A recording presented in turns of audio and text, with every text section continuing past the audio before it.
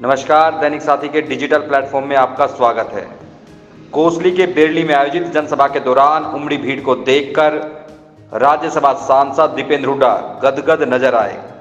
भाजपा प्रदेश अध्यक्ष ओपी धनखड़ को चेतावनी देते हुए राज्यसभा सांसद ने कहा कि मंच पर आकर देखे कांग्रेस का संगठन। दीपेंद्र हुड्डा ने कहा कि कांग्रेस ने अपने शासनकाल में प्रदेश को विकास के क्षेत्र में नंबर 1 बनाया, लेकिन भाजपा की जन विरोधी नीतियों के कारण प्रदेश विकास के क्षेत्र में 19वें पायदान पर पहुंच गया है। कांग्रेस के हाथ से हाथ जोड़ो अभियान के दौरान आयोजित जनसभा के दौरान रेवाड़ी से लेकर हरियाणा के अनेक विधायक व कांग्रेस के तमाम नेता मौजूद रहे।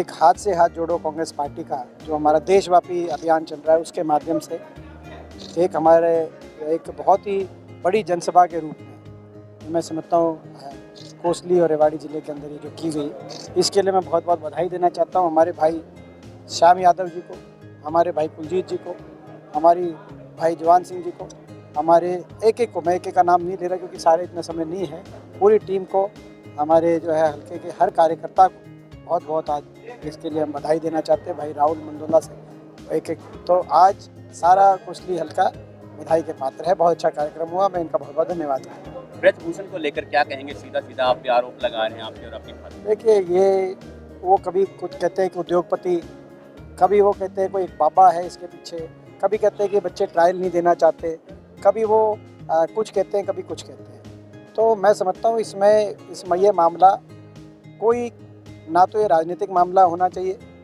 ना कोई ये प्रादेशिक मामला होना चाहिए, कोई यूपी हरियाणा का, ना किसी और दृष्टि से मामले को देखना चाहिए। तो न्याय का मामला होना चाहिए। सरकार सुनिश्चित करे कि भाई इसमें पूरी कानूनी कार्रवाई जो बनती है, अगर जो कार्रवाई इस रूप में बने कि अगर कोई भी बेटी देश की अगर इस तरह से कोई बात कहे, उस पर जो कानूनी कार्रवाई बने, जो आरोपी हो वो तो कानूनी कार्रवाई हो और इसमें न्याय इसमें होना चाहिए और राजनीतिक ये कोई विषय नहीं है। पे जाना जाता है।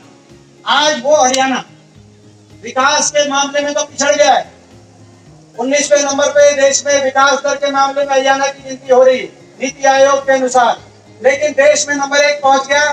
तो आज बेरोजगारी में देश में नंबर 1 हरियाणा पहुंच गया, क्योंकि ना निवेश आया, ना कोई बड़े शिक्षा के संस्थान आए, ना कोई बड़ा निवेश हुआ, ना कहीं औद्योगिक क्षेत्र लगे। जब इंडस्ट्रियल एरिया नहीं लगते, इंडस्ट्री नहीं आती या कोई बड़े शिक्षा के संस्थान नहीं आते, तो प्राइवेट क्षेत्र के अंदर रोजगार के लिमिटेड अपॉर्चुनिटीज मिलती है। ना कहीं निवेश हुआ, ना निजी क्षेत्र के अंदर रोजगार, और सरकारी क्षेत्र के अंदर रोजगार तो ये सरकार धीरे धीरे या तो समाप्त कर रही है। 2 लाख के करीब पद या तो रिक्त पड़े या उनको समाप्त कर दिया गया। 9 साल से हरियाणा एक अकेला प्रदेश ऐसा है, शिक्षकों तक की भर्ती नहीं हुई हरियाणा में।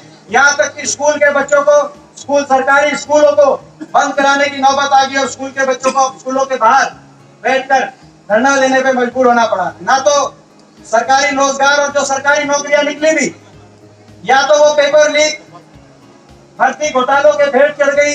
1.5 करोड़ रुपए एचपीएससी एसएससी के दफ्तरों में बरामद हुए, लेकिन उन पर कार्रवाई नहीं हुई।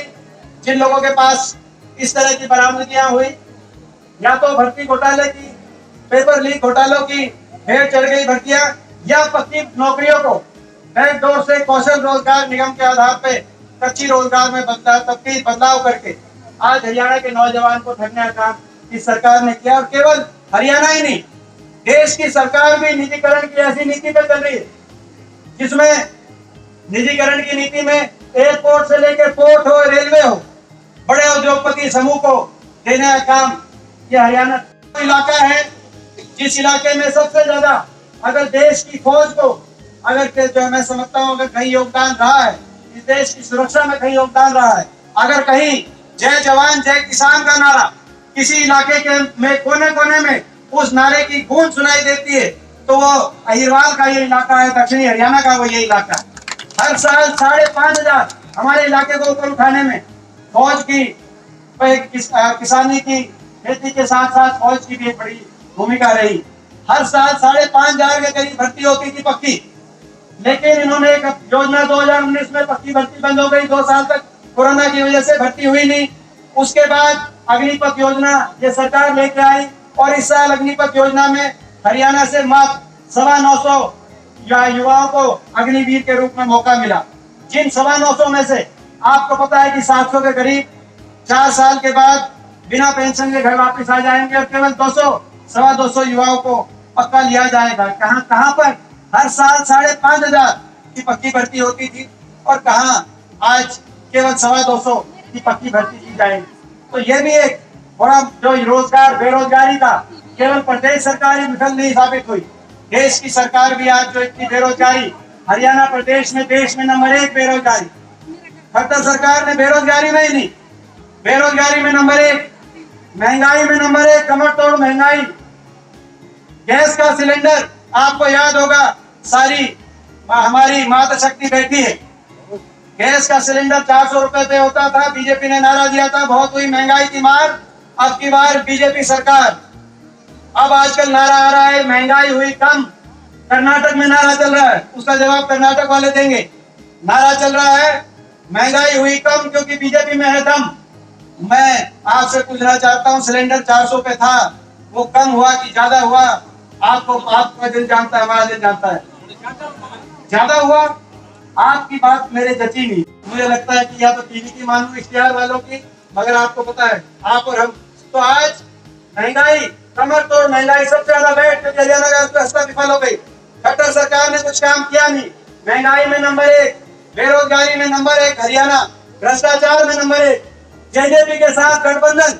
ये जो दुष्यंत चौटाला जेजेपी ने जाके समर्थन दिया, आपको पता है ये समर्थन लोगों के काम कराने के लिए समर्थन नहीं दिया, समर्थन देते हुए कहा था 5100 पेंशन के आधार पर समर्थन दे रहे हैं। मैं पूछना चाहता हूं अपने बड़े बुजुर्गों से, आपकी वो 5100 पेंशन आ रही है या नहीं आ रही है? 5100 पेंशन आ गई या नहीं आई? 5100 पेंशन नहीं, अभी तो खट्टर साहब ने कहा कि 5100 पेंशन की तो बात ही नहीं हुई थी। समर्थन 5100 पेंशन पे नहीं दिया था, समर्थन हरियाणा को लूटने की छूट पे दिया था, भ्रष्टाचार के लिए दुष्यंत चौटाला की पार्टी ने समर्थन दिया था। और ये हम नहीं कह रहे, इन्हीं की पार्टी के विधायक कह रहे हैं। एक हिसार के विधायक है दादा गौतम, उनका बयान आया कि भाई ये समर्थन देने के बाद सरकार में जेजेपी के विधायक है, जेजेपी के, वो कह रहे हैं कि एक सरकार में खोपड़ बढ़ गया जो अकेला सारा जीने लग रहा है।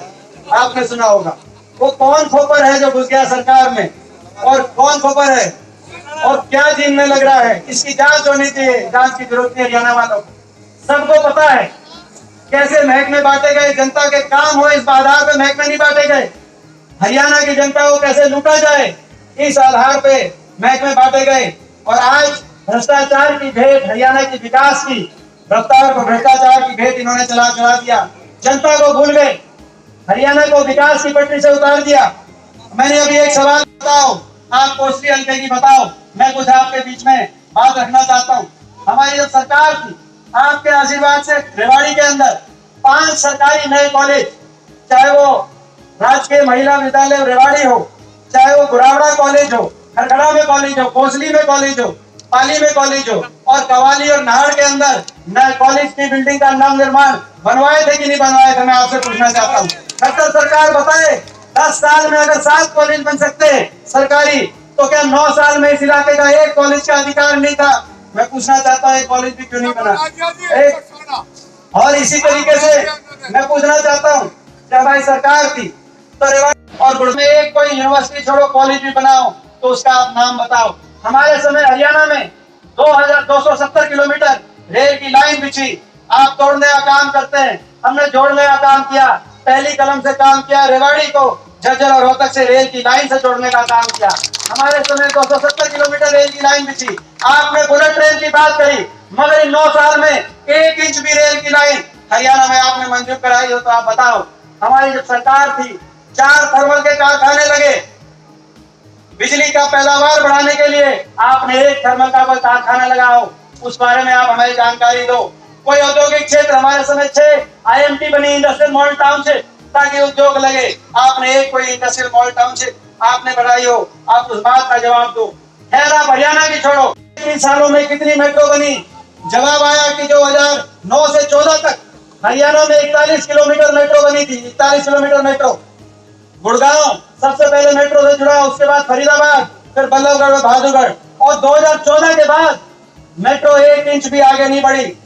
यह भी एक अजीब बहुत देश में उदाहरण होगा, क्योंकि विकास की रफ्तार को कम करना तो संभव है, लेकिन रोकना एक भी काम खट्टर सरकार बताए, खट्टर साहब बताए, मुख्यमंत्री जी बताएं, पहले प्रदेश के बताएं और फिर कोसी हल्के के और अवाड़ी के बताएं। मैं पूछना चाहता हूं, हमारे समय 41 किलोमीटर मेट्रो पहुंची, 4 शहरों को जोड़ने का काम किया, आपने एक खंभा में मेट्रो आगे बढ़ाने का काम क्यों नहीं किया? मैं पूछना चाहता हूं, हमारी सरकार थी तो 12 यूनिवर्सिटी बनी हरियाणा में, इंदिरा गांधी यूनिवर्सिटी से लेकर और लाला लाजपत राय यूनिवर्सिटी हिसार तक, हरियाणा के अंदर पंडित भगवत दयाल शर्मा यूनिवर्सिटी से पीढ़ी को आने वाली समय में शिक्षा देने का काम करें।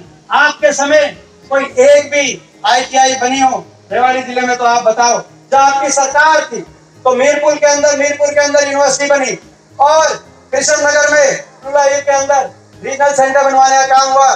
जिस रीजनल सेंटर पे इनकी नजर पड़ गई, जिस रीजनल सेंटर का काम हम शुरू करा के गए थे, लेकिन 9 साल के बाद हम जाके वो काम निष्कर्ष तक पहुंचा, बीच में नजर पड़ गई थी और उसको डाउनग्रेड करने की बात कर रही थी। और आज हम संकल्प लेते हैं, पिछली बार मीरपुर में यूनिवर्सिटी बनवाई थी और कृष्णनगर के अंदर रुलाइल के अंदर रीजनल सेंटर बनवाया था। आपके आशीर्वाद से मौका मिलेगा तो पहली कमल कलम से रुलाइल के अंदर, कृष्णनगर के अंदर पूरी महिला यूनिवर्सिटी बनाने का हम यहाँ पे इसको बढ़ाकर काम करेंगे। सरकार से पूछना चाहता हूँ, आप यहाँ छोड़ो, आप पूरे प्रदेश में कोई एक जो है मैं क्या लोकसभा का भी और साथ में विधानसभा के इलेक्शन की भी दस्तखत, हरियाणा में लोकसभा इलेक्शन में तो 10 महीने रहते हैं, विधानसभा इलेक्शन भी उसके आसपास।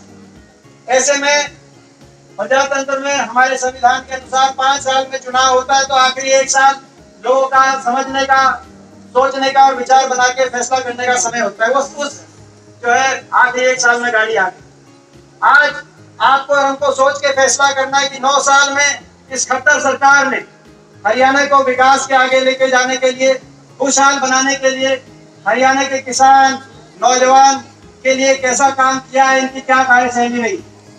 आज हमें दुख होता है इस बात को सोचते हुए कि 9 साल पहले जो हरियाणा विकास दर में देश में नंबर 1 आता था, प्रति व्यक्ति आय में, प्रति व्यक्ति निवेश में, कृषि उत्पादकता में, गरीबों की कल्याणकारी योजनाओं में, जो भी रंगा साहब बता रहे थे, चाहे वो SC वर्ग के भाई बैकवर्ड के हो, चाहे किसानों के हित